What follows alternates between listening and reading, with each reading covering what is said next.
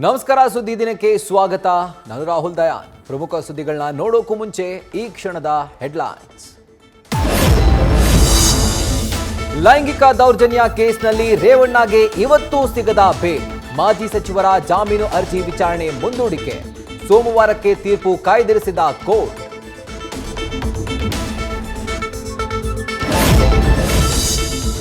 DCM DKShi ವಿರುದ್ಧ ದೇವರಾಜೇಗೌಡ ಹೊಸ bomb.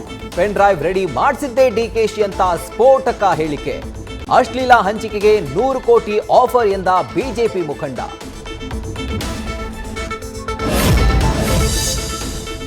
Anjali ಕೊಂದ ಹಂತಕ ಗಿರೀಶ್ ದಾವಣಗೆರೆಯಲ್ಲಿ ಲಾಕ್. ರೈಲಲ್ಲಿ ಮತ್ತೊಬ್ಬ ಮಹಿಳೆಗೆ ಚಾಕು ಹಾಕಲು ಯತ್ನಿಸಿದ್ದ ಕೊಲೆಗಾರ. ಆರೋಪಿಯ ಬ್ಯಾಕ್ಗ್ರೌಂಡ್ ಕಲೆ ಹಾಕ್ತಿರುವ ಪೊಲೀಸರು.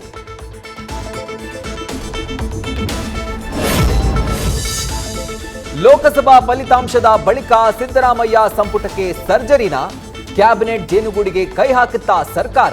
ಎಲೆಕ್ಷನ್ ಬಳಿಕ ಸಿಎಂ ಸಿದ್ದರಾಮಯ್ಯಗೆ ಕಾಡ್ತಾ ಇದೆ 3 ಟೆನ್ಷನ್.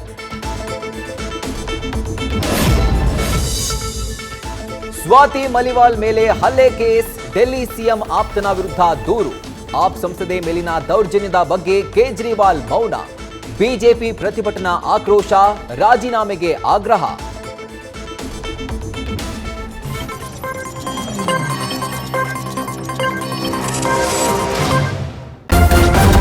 ನ್ಯೂಸ್ ಫಸ್ಟ್, ನಿರ್ಭೀತಿಯಿಂದ ನಿಮ್ಮ ಪರವಾಗಿ.